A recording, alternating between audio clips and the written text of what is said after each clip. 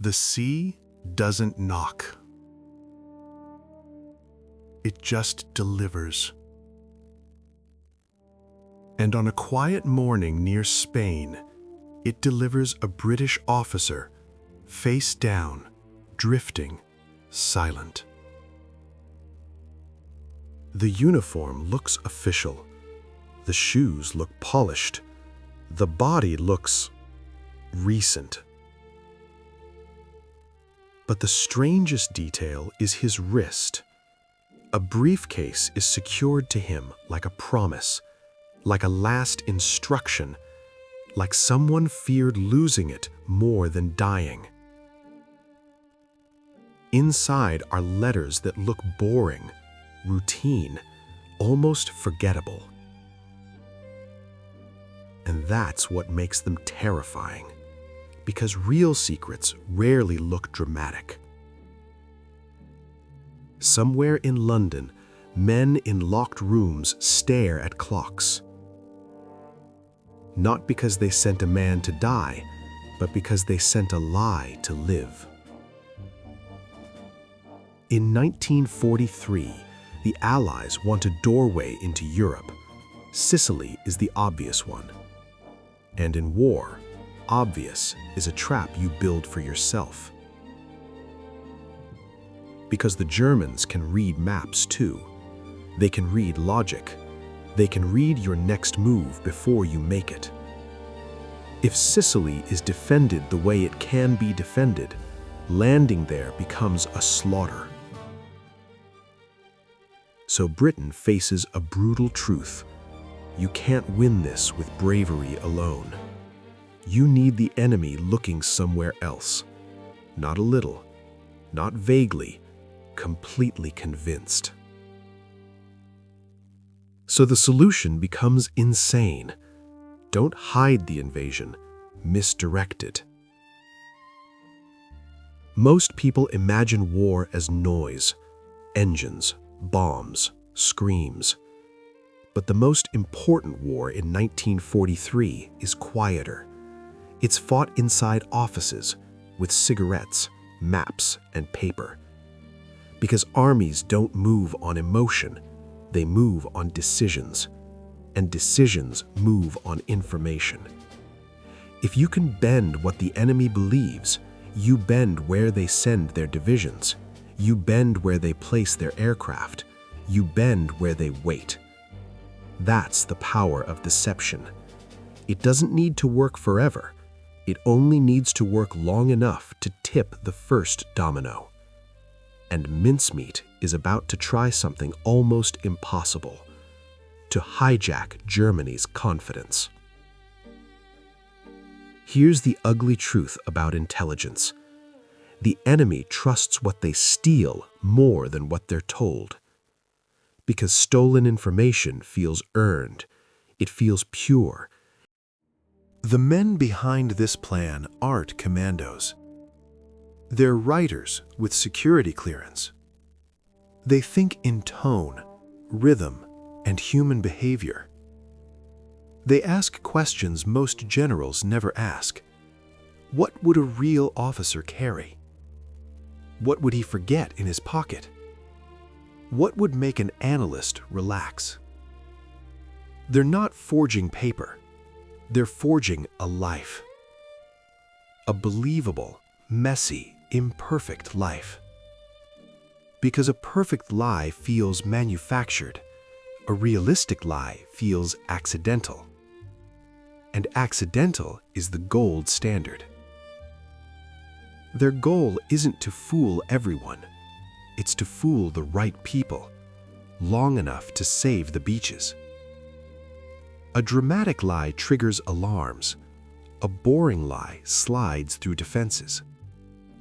So the documents must feel routine, not theatrical, not cinematic, just administrative. The kind of letter written by a tired officer who assumes privacy. The kind of letter that's never meant to be exciting. That boredom becomes camouflage. Because an intelligence officer is trained to fear the obvious, but he relaxes around the ordinary. And once he relaxes, he stops hunting for traps. He starts hunting for meaning. And that's when the lie enters the bloodstream. They name him Major William Martin. Plain, British, forgettable. Not a hero's name, a clerk of war name, a courier name. The kind of man who moves papers, not headlines. His rank is carefully chosen, high enough to carry secrets, low enough to be believable. They build his identity like a passport for the imagination.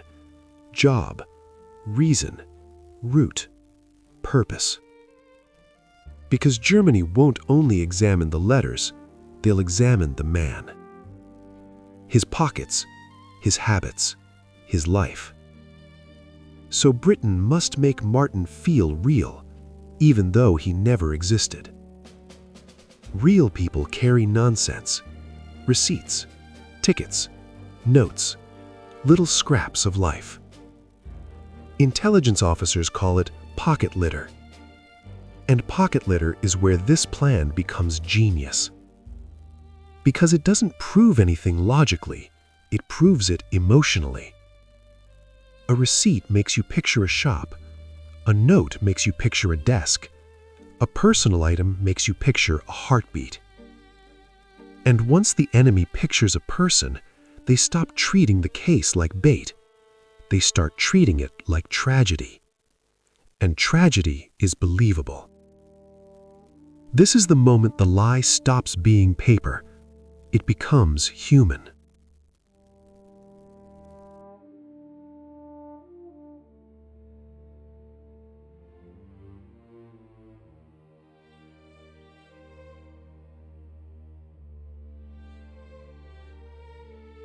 They give Martin a fiancée. Because love makes people careless in realistic ways. Love makes you carry photos. Love makes you keep letters. Love makes your pockets messy. And messiness is the proof of life. An analyst reading a love note doesn't feel hunted. He feels like he's reading something he shouldn't. And that forbidden intimacy is persuasive. It lowers the guard. It changes the mood. Suddenly, the enemy isn't reading a file, he's reading a story. And once he's inside the story, he wants it to be true. That desire becomes the hook. At the center are a few key letters. Simple, deadly, precise. They're written like private communication between insiders. The tone is casual confidence. No big dramatic declarations. No propaganda language. Just assumed authority. And buried inside that authority is the direction of the lie. The suggestion that the Allies will strike elsewhere. That Sicily is not the main blow. This is the hardest part to fake. Because senior officers have a voice. They have habits. They have a way of implying without explaining. So the planners craft the letters the way a novelist crafts dialogue. To sound like truth overheard. And overheard truth feels irresistible. Spain is neutral, officially. But wartime neutrality is complicated. It's not a wall. It's a marketplace of influence. Information moves sideways. Officials balance pressure and opportunity. And where systems are complicated, there are cracks. Britain doesn't need Spain to join the plan. They need Spain to behave naturally, to process the discovery, to file it, to handle it, and quietly, through human nature, to let the right eyes see what they want to see. Mincemeat isn't forcing history, it's guiding it. This is not a random beach. It's a carefully chosen stage. The planners think in currents and bureaucracy. They imagine the chain of events like dominoes. Body discovered. Authorities involved. Evidence logged. Papers secured. Then, behind closed doors, curiosity does its work. Huelva isn't important because it's famous. This is where the cleverness turns serious. The plan needs a body that appears to have died at sea. Not for shock, for plausibility. Because if the body seems staged, suspicion spreads like fire. Doctors notice. Officials question. Analysts hesitate. So everything is handled with grim care. No triumph, no jokes, just procedure. Because at the core of this trick is a human cost. A real life used to carry a fictional identity. And the planners know the weight of that. They tell themselves, if this works, fewer men die on the beaches. If it fails, this sacrifice becomes meaningless. And that thought keeps them awake. Now logistics become the enemy. Time, temperature, chance. The sea doesn't care about plans. Bureaucracy doesn't care about urgency. Everything must line up so the story looks plausible when discovered. Not perfect, just believable. Because the enemy won't ask, is this flawless? They'll ask, does this make sense? And make sense is a narrow doorway. The planners build timelines like launch windows. Every hour matters. Every delay is a risk. And once the body is released, control disappears. All that remains is the gamble. To deliver the lie, Britain needs a courier with no witnesses, a submarine. Silent, invisible, deniable.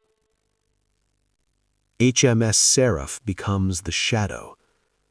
No agents crossing borders, no secret meetings in cafes, just dark water and strict orders.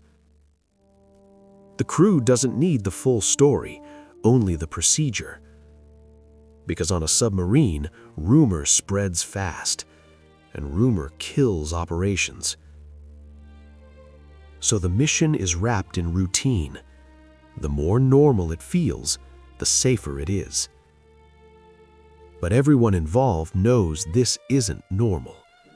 This is history disguised as a delivery. 30 April 1943. The coast is close enough to feel dangerous. The sea is dark, quiet, indifferent. This is the point of no return. The body is released. The briefcase goes with it. And suddenly, the entire plan belongs to the ocean. There is no try again. No backup body. No second set of letters. If currents carry it wrong, the lie dies. If it washes ashore too late, suspicion rises. If it's handled wrong, Germany doubts. This is the purest moment of intelligence work. A plan leaving human hands and entering fate. And London can do nothing now but wait. Eventually, the shoreline gives its reply. Someone finds the body. Not a spy. Not a hero. Just someone pulled into war by accident. Authorities arrive. Paperwork begins. Evidence is logged. And Britain silently celebrates the most boring thing on earth: procedure. Because procedure is predictable. And predictable systems can be guided. The briefcase stands out. Official. Important. Must be handled carefully. Which means it moves through hands that have access. And access creates temptation. Temptation creates leaks. And leaks are exactly what Britain needs. This is how the lie starts moving on its own. Now Britain must act like a nation in trouble. They demand the papers back, but not too perfectly. Too calm looks suspicious. Too efficient looks staged. So they perform worry. They perform urgency. They perform the kind of desperation that gets overheard. Because in wartime, someone is always listening, intercepting, watching, reporting. Britain isn't only messaging Spain, Britain is messaging the Germans through the walls. The goal is simple. Let Germany believe the papers are valuable because Britain is afraid.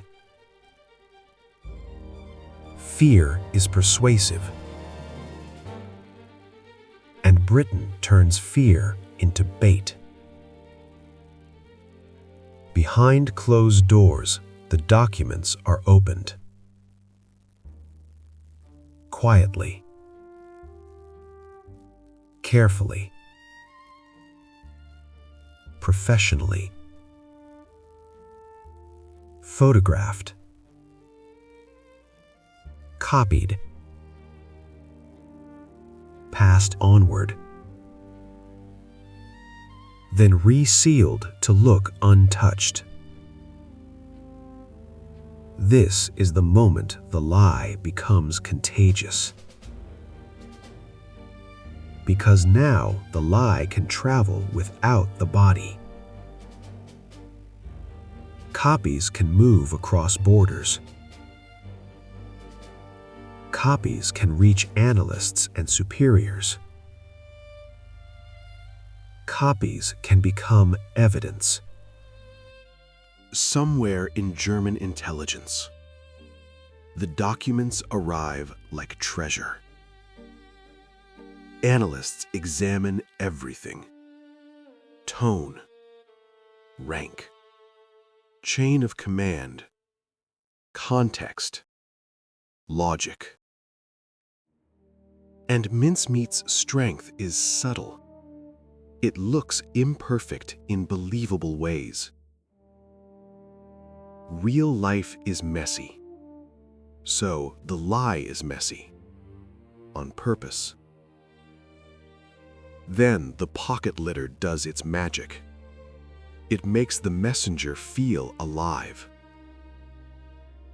The analyst begins to picture Martin, to accept him. And once he accepts the man, the briefcase stops being suspicious. The papers stop being questioned. The lie slides into the system like truth. This is where the trap tightens. Germany isn't forced to believe. Germany chooses to believe. A deception becomes real when the enemy stops asking, "Is this true?" and starts asking, "What do we do about it?" That's the signature moment. Plans begin to form on top of the lie. Meetings happen. Maps get new circles. Units get reassigned. Priorities shift. And once a system commits, it resists correction. Because correcting costs pride. Correcting costs resources. Correcting admits vulnerability. So, even if someone doubts later, momentum keeps the lie alive. That's what Britain is aiming for.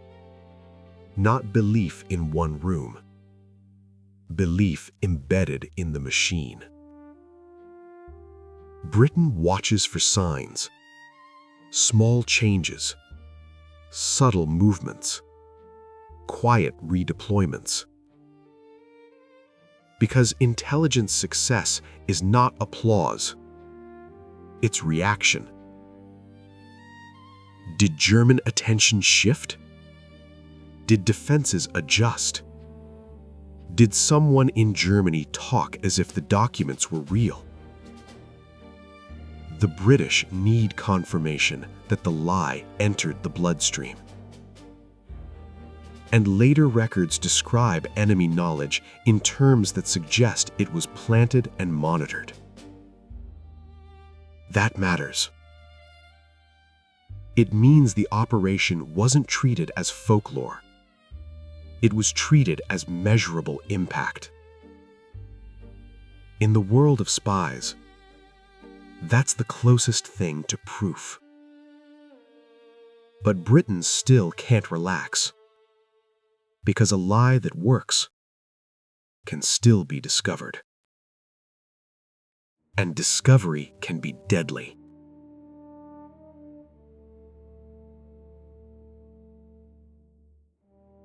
The story survives because it left a footprint. Files, catalogs, references, paper trails. Not just memoirs, not just someone claiming victory. Actual records that discuss German reaction. That's important because it anchors the story to reality.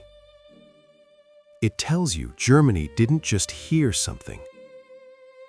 Germany responded.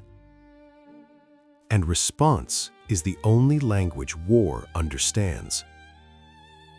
This is where myth turns into documented history. Because when governments write it down, it means it mattered. And when it mattered, it likely changed decisions. And when decisions change, wars change. That's the chain Mincemeat is built on. One document can be doubted, but a world of signals is harder to doubt. So Britain supports the story with coherence, not loud propaganda, quiet alignment. Small hints that fit the narrative. A background hum that makes the letters feel consistent with what's already happening. This is how you make an enemy comfortable. Comfortable enemies stop questioning. They start optimizing. They argue about details instead of doubting the foundation. And that's the best outcome for a deception. Not shock, but routine acceptance. Because routine is how a lie becomes policy. There's one terrifying possibility. Germany hedges. Even if they believe Sicily is a diversion, they might still guard it just in case. So Mincemeat doesn't need to empty Sicily. It needs to thin focus, to delay reaction, to split attention. Even a partial misallocation can matter. In war, success can be measured in minutes, in miles, in batteries that don't fire on time, in units that arrive late. So the Allies wait for the real test, not what Germany believes on paper, but what Germany does when the landing begins. July 1943. The invasion wave moves. Ships crowd the horizon.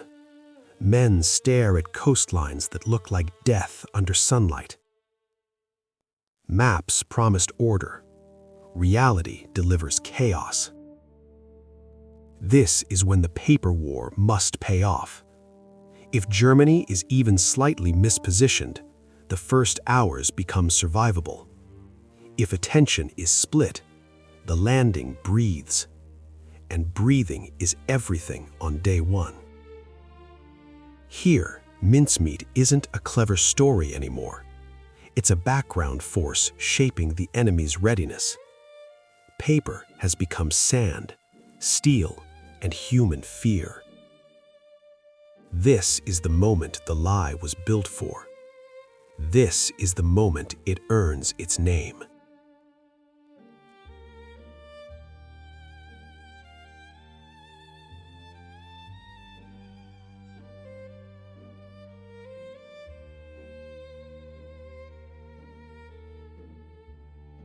The first day of a landing is confusion with a soundtrack of explosions. Units separate. Radios fail. Vehicles bog down. Men improvise under pressure that crushes planning. This is where less resistance matters most.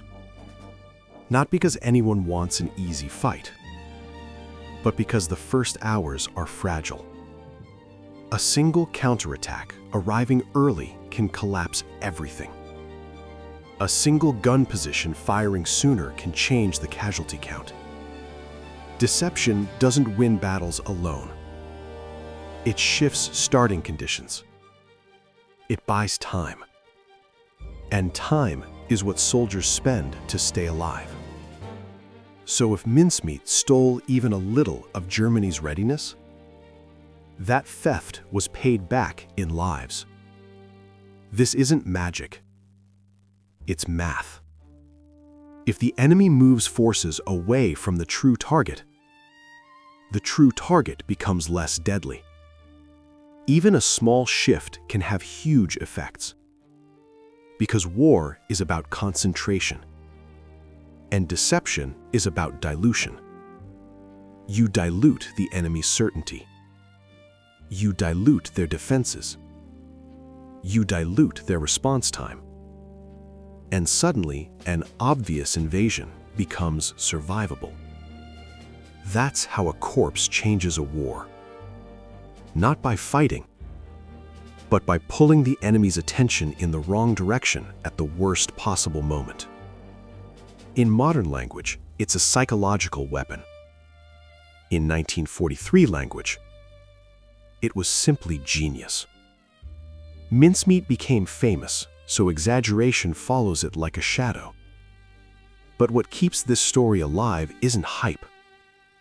It's that there are records, official trails that show the operation was real, monitored, and discussed seriously. That matters because spies love stories, and history loves proof. So here's the honest framing. Mincemeat is a documented deception with documented concern. Not a campfire tale. Not a rumor. A real operation with real risk. And the better you understand that, the more unsettling it becomes.